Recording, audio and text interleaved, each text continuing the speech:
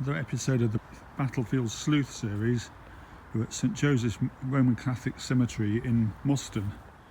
Starting today here on the Soldiers' Plot, which is where a number of unmarked graves in this area of grass are located, and all of the men are commemorated by name on this screen wall memorial. Many screen walls actually have names of men buried elsewhere in the cemetery, but they're all buried in this grassed area. Originally there was a Commonwealth War Graves Commission cross of sacrifice. You can see from the different coloured pavias that that's been removed in the area in front of me. I'm not sure the reason for it being removed, possibly vandalism, who knows, wouldn't want to judge. Anyway, today we're going to be looking elsewhere in the cemetery for a number of headstones, or at least grave plots, for men of the Manchester Regiment who are not commemorated by the Commonwealth War Graves Commission, but we're working and waiting for applications for their commemoration. Been here before to look at a number of these non-commemorations, but there's two or three that we're going to try and search out, see if there are any headstones and see what the condition of those headstones, so if and when the commemorations are agreed then or accepted, then we'll see whether there will be a new Commonwealth War Graves headstone erected. St Joseph's Roman Catholic Cemetery in Moston was consecrated in 1875, and it is one of the principal burial locations for the Catholic population. The site is owned and managed by the Roman Catholic Diocese of Salford. The Commonwealth War Graves Commission has 214 Commonwealth burials from the First World War at St Joseph's, together with 144 from the Second World War.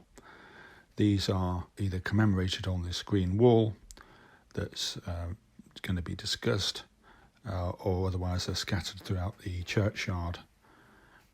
For the First World War burials, the majority are located to the southeast corner of the site in plots are known as St Joseph's, St Anthony or St Patrick's. Today I'll be looking at the plots in St Patrick's, which are all common graves, as we will be seeing. This is the first non-commemoration headstone that we found. We did look over there for a 1915 burial. This is the common war graves plot, common plot known as St Patrick's at Moston.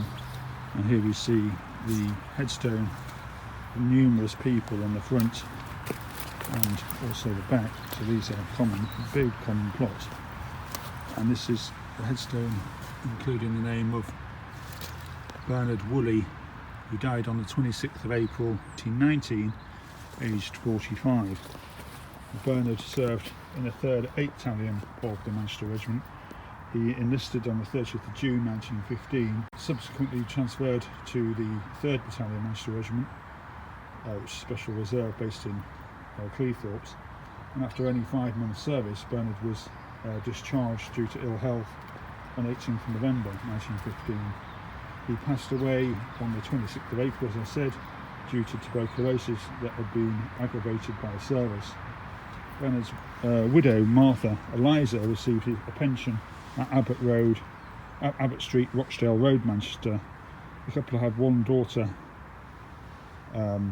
and Bernard had two other daughters from a previous marriage.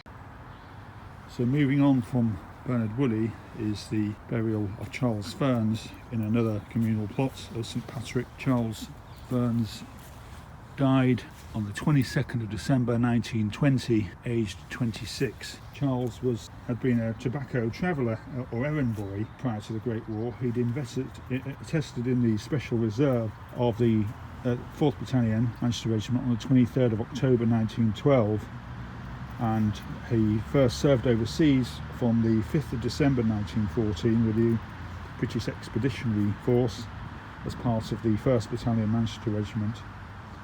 He came home from overseas service on the 19th of February 1919 and was discharged on the 18th of March that year. He had received a pension for tuberculosis, and subsequently, as we said, he died on the 22nd of December 1920 as a result of TB that was attributed to his service.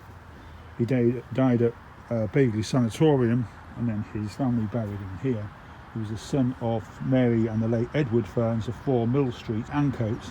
He did actually have a son, Frederick L. Whitehead, who was born 23rd of December 1915.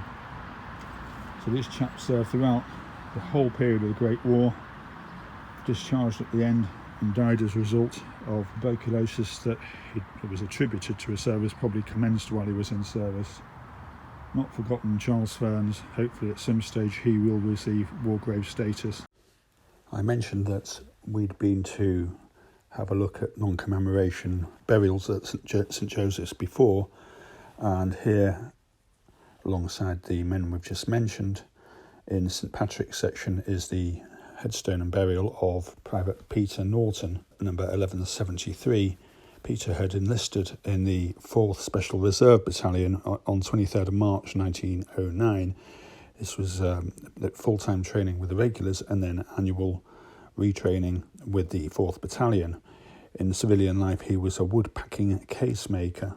Peter was posted to the 11th Service Battalion of the Manchester Regiment and joined the Mediterranean Expeditionary Force at Gallipoli on the 24th of August 1915. Following ill health, he was evacuated home, arriving in Britain on the 3rd of January 1916, from which he was very soon discharged on the 5th of May 1916, suffering from bronchitis. Almost 4 years later, Peter Norton died from bronchitis that had been aggravated by his service, along with cardiac heart failure. He died at his home at the age of 33 on the 2nd of January 1920. Peter was the husband of Agnes Norton. The couple had 2 sons, Peter and Robert, and lived at 2 Grove Place in Ancoats, Manchester. We now turn to another burial in the St Patrick's section. This is Private 3071 Arthur Warmby, served with the 12th Battalion Manchester Regiment, but only for a short time after it was formed in September 1914, because he was discharged on the 20th of October 1914, suffering a heart condition. Arthur died on the 8th of October 1917 due to chronic bronchitis and valvular disease of the heart that had been aggravated by that service. He died in Crumpsall Workhouse Infirmary. Arthur was the husband of Catherine Warmby of 2 Clifford Street, Openshaw. She later went on to live at 25 Barrett Street on Oldham Road. Arthur was 38 years old when he passed away. There's a distinct possibility that the commemoration for Arthur Warmby will not be accepted after due consideration, and this is because it may be considered that with such a short period of service, possibly less than 2 months, that he may not have actually been discharged due to ill health. He could have just been discharged as considered to or efficient for military service due to his heart condition. It's not for me to consider whether this is right or wrong, because we rely on the authorities to consider these. Our job is to put forward the evidence for them to address. The headstone of Martin Dooley of 8th Battalion Manchester Regiment, number 1178, is shown immediately next to the tree. You can see that the headstone seems to have been sheared off by the growth of the oak tree next to it. Martin was a labourer prior to enlistment in the 8th Territorial Battalion on the 25th of January 1915. He later served in the 5th Supernumerary Company of the 8th Battalion, which would generally involve security in ports, etc. He was discharged unfit on the 15th of May 1915 and died on the 2nd of November 1915. He died from TB, tuberculosis, that was aggravated by his service at the Workhouse Infirmary at Withington. Martin was 52 years old when he passed away. He was the husband of Julia Dooley, who lived at 56 Cawdor Street, Hume. She later moved to 17 East Avenue, Oxford in Warrington. The final non-commemoration in the St Patrick's section of St Joseph's Cemetery is John Sidafin, or Siderfin. There are 6 established commemorations with the Commonwealth War Graves Commission of Manchester Regiment men, and John Siderfin will be the 6th edition, bringing the total to 12 men who are in St Patrick's section. Quite differently from the other men that have been identified as non-commemorations in this section, John Siderfin does not have an inscription on his common grave. I haven't been able to check the other 6 established commemorations to see whether they have names. I presume that they do, because the War Graves Commission commemorates every man with an inscription on a grave or on a screen wall as a fundamental policy and rule. John Siderfin was a labourer prior to enlistment on the 26th of October 1914. He served in the 11th Battalion Manchester Regiment, number 13317. Solely serving at home, he was discharged unfit on the 17th of April 1915. He died 5 months later on the 6th of September 1915 as a result of pulmonary tuberculosis caused by his service. He's another man that died in Withington Workhouse. John was the son of Mary Siderfin and the late Joseph Siderfin of 6 Walter Street, Ancoats. He was 33 years old on his death. The headstones aren't all marked with grave numbers, so it cannot be certain where he's buried, but I believe he's in the paler of the 2 headstones in the background, the one that's more erect than the darker one that's leaning over, almost behind the plot for Martin Dooley. There's no inscription on the date of his death, whereas the surrounding numbers do have names with those dates on the day before and the day after his demise. We've made 17 applications for commemoration for men of the Manchester Regiment who were buried in St Joseph's, Moston, with 6 of these burials in the common graves of St Patrick's section. The other 11 graves are in private plots in other sections of the cemetery. 9 of the burials are in the St Joseph's section, one's in St Anthony's, and a further one is in plot C. Only 2 headstones have been identified on these 11 plots, and I will return to these men concerned. I haven't actually seen the burial in plot C. Plot numbers aren't easy to identify, so I may have missed some headstones on my visits as well. It's most likely that the majority of the plots with no marking will receive a new Commonwealth War Graves Commission headstone. When these are erected, I'll be returning for an updated video in which I can be able to provide proper recognition to each of the men concerned. For the plots in St Joseph's, the existing inscriptions may be deemed suitable for CWGC commemoration, so no further action would be needed in that instance. Where the inscriptions are illegible, or for John Siderfin, who has no name on the common grave plot, then a screen wall inscription will be made. It's quite possible the Commission will use the empty panel on the soldier's plot where inscriptions could be made relating to men who were buried elsewhere in the cemetery, which is commonplace in other cemeteries but not currently in place at St Joseph's. Returning now to the headstones that have been identified, this is the headstone for James Samuel Keane, who originally attested in the 7th King's Own Royal Lancaster Regiment on the 6th of January 1915.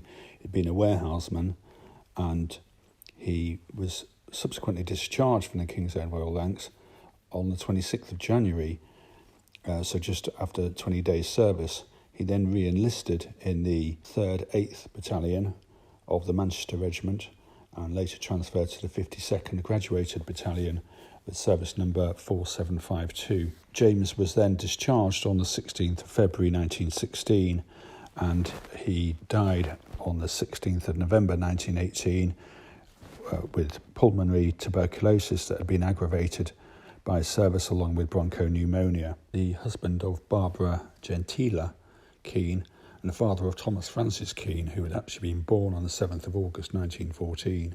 The family had lived at 19 Henry Street, Patrickhoff. You can see from the headstone he was the son of Mary and Thomas Keane. What's remarkable about this headstone is that you can see the name of RSM James Corrigan, MC, of the King's Own Royal Lancaster Regiment, who died shortly after James Keane, or James Corrigan was James Keane's brother-in-law. So this is already accepted as a war grave for RSM Corrigan, and so in some respects it's a war grave that's not currently a war grave, but will soon be a double war grave for the two men concerned. The final headstone that has been identified for non-commemorations of the Manchester Regiment men in St Joseph's is Joseph Higginson, who was a private in the 11th Battalion, Manchester Regiment. He enlisted on the 5th of November 1914 and served overseas with the 11th Battalion as part of the Mediterranean Expeditionary Force, which landed at Gallipoli on the 6th of July 1915. Joseph was evacuated home on the 17th of October of that year and discharged from the army on the 14th of January 1916. He died on the 11th of April 1918 with bronchitis and congestion of the lungs that was due to his active service. Joseph was the husband of Emma, and the couple had 3 daughters, and the family lived at 21 Prenton View in Reddish near Stockport. After leaving the army, Joseph had been a munitions works labourer. He was 42 years old when he passed away. The identification of 17 non-commemorations at St Joseph's forms part of a much wider project where more than 100 Great War casualties have been identified for men of the Manchester Regiment. It's a true privilege to contribute to this research, which will see numerous men seeing their fully deserved and long-delayed recognition with Royal Grave status. If you want to learn more, then Google the Forgotten Battalion of the Manchester Regiment. Full acknowledgement has to be provided to many people who have assisted with the research, especially members of the Manchester Regiment Forum and the In From the Cold project. We look forward to returning to St Joseph's when some or all of the commemorations are accepted, and the Commonwealth War Graves Commission will ultimately erect a large number of new headstones, adopt some of the existing graves, or make the relevant inscriptions for the new commemorations that are now more than a century outstanding.